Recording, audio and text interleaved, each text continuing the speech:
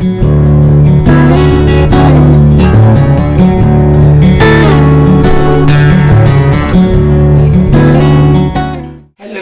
welcome to the Open Heavens by the Redeemed Christian Church of God, Oklahoma City. The Open Heavens Daily Devotion is written by our daddy in the Lord, Pastor E.A. Adeboye, and today is the 21st day of July. Our topic today is Don't Be Worldly. Before we continue, let's say a word of prayer. Father, we thank you, God, for the opportunity to hear from you. We pray that you speak to us in the language we will understand. In the name of Jesus, Lord, open our eyes to behold wondrous things out of your word for Christ's sake. Amen. So our topic today is Don't Be Worldly. And our memory verse is taken from the book of 1 John chapter 2 verse 15. It reads, Love not the world, neither the things that are in the world. If any man love the world, the love of the Father is not in him. And our text is taken from the book of 1 John chapter 2 verse 15 to 17. It reads, Love not the world, neither the things that are in the world. If any man love the world, the love of the Father is not in him. For all that is in the world, the lust of the flesh, and the lust of the eyes, and the pride of life, is not of the Father, but is of the world. And the world passeth away, and the lust thereof. But he that doeth the will of God abideth forever. Praise the Lord. So this morning, our daddy is encouraging us not to be worldly. What does it mean to be worldly?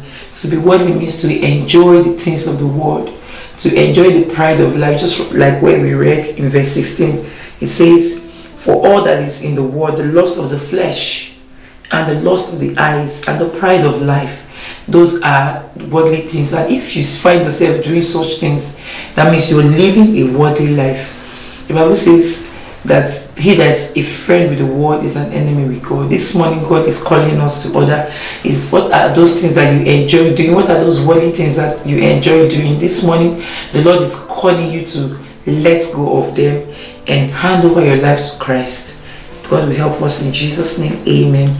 So in today's memory verse, Apostle Paul enjoins us not to love the world, and warn that we cannot love God and the world at the same time. He urges further that we should not engage in the works of darkness, as listed in Ephesians chapter 5 verse 4, verse 5 and verse 12. They read, Neither filthiness, nor foolish talking, nor jesting, which are not convenient. For ye know that no whoremonger, nor unclean person, nor covetous man, who is an idolater, hath any inheritance in the kingdom of Christ and of God. For it is a shame even to speak of those things which are done of them in secret. So it's impossible to love the world and to love God. Remember, the Bible says that if you are not hot, he will spew you out of his mouth. So it's either you are hot or you're cold. You cannot be even lukewarm. So God is telling us this morning that we should fan our altar of prayer. We should find our altar of love towards God. We should not enjoy the things of the world. The things of the world should not be the things that make us happy. And the Bible listed them, said filthiness, foolish talking, jesting. Sometimes you say some things, I think they are jokes, but it's being recorded as a sin.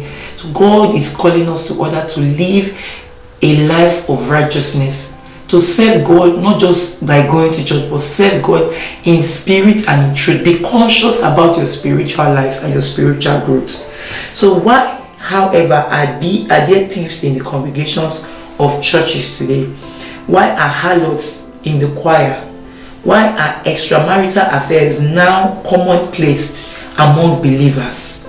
The answer is simply worldliness has become the order of the day.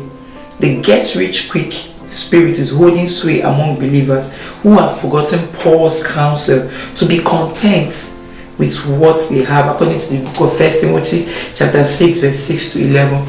So it is an error for people to live a double standard life and still come to church and serve God and still come to church and sing.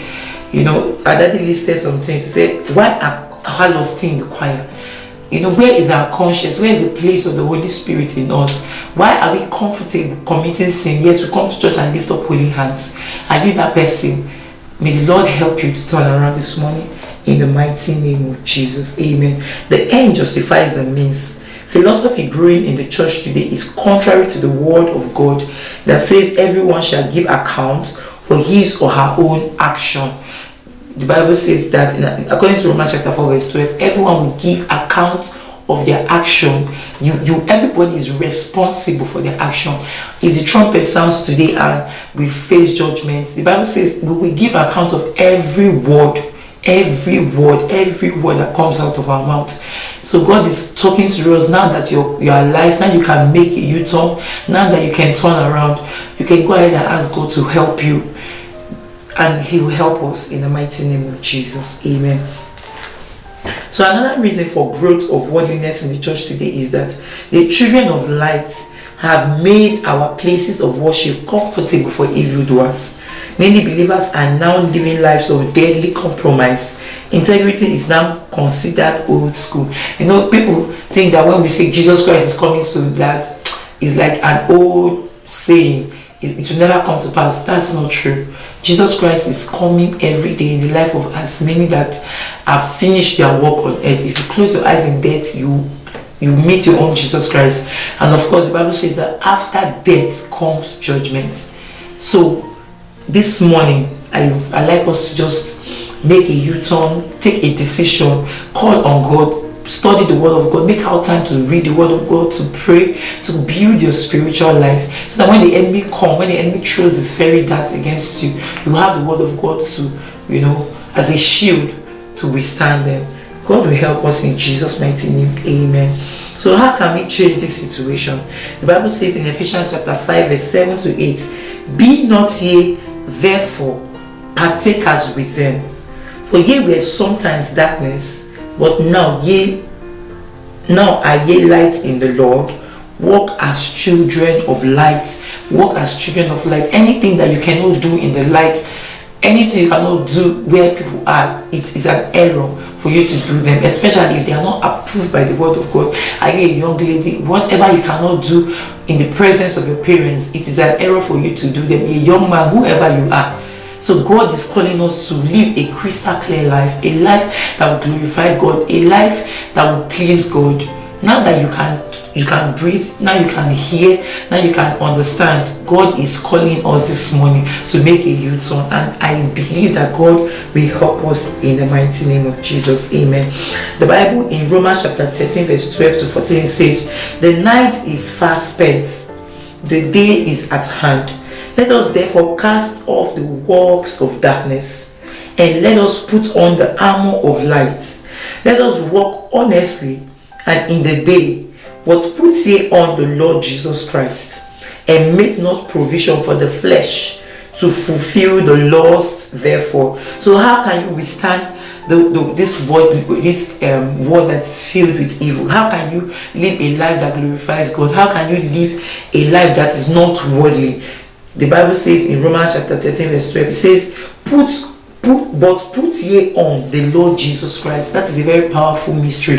We should put on the Lord Jesus Christ. If you wear the Lord Jesus Christ, if you have Him in and out of you, if the light of God is shining in and out of you, what is going to happen? You will be able to withstand every form of flesh. You will not be able to fulfill the lust of flesh. The Bible says that they that walk in the Spirit cannot fulfill the work of the flesh. When you say cannot, the word cannot is a very powerful word. Just like when you say that a dog cannot crow or a chicken cannot bark. It's unnatural for them to do that. So when you say cannot, it means that you cannot fulfill the lust of flesh if you have Jesus Christ in you and out of you. If the light of God is shining in and out of you, you cannot live a worldly life. I don't know what it is that is going to hinder you from making heaven. Just like David made that prayer, he says, search me, Lord, in all my ways. I like us to make that prayer this morning and say, Lord, search my heart, search my mind. Whatever it is that will make me or hinder me not to see Jesus in the end, please, Lord, take it away from me. in the mighty name of Jesus. Remember, the Bible says that if your eyes will make you to commit sin, take it away. If your hand will make you to commit sin, cut it off. It's not cutting it off literally, but it might be a relationship, it might be a gathering, it might be an association you find yourself, it might be a character impediment. God is calling you this morning to stand your feet and say today, I am letting go of all these things that will hinder me from making heaven. Our daddy gave us an admonition. He said, henceforth, let us walk as children of light, according to Ephesians chapter 5 verse 8, and separate ourselves from every form of worldliness. May the second coming of the Lord not catch us unawares in the mighty name of Jesus. Amen. And then he gave us a prayer point. He said, Father, please grant me the grace to be vigilant, that the day of the Lord will not catch me unawares in the mighty name of Jesus. I'd like us to make that a prayer. Heavenly Father, we thank you for your word that has come forth this morning. We pray that you help us not to be caught unawares. What is that sin in our lives that will hinder us from making heaven? Lord, we place our lives, oh God, before you this morning. We present ourselves as living sacrifice. Lord, take them away, oh God. Purify us and cleanse us and make us worthy to be rapturable. In Jesus' mighty name we have prayed. Amen. Thank you for watching, and we hope to see you tomorrow. Have a good day.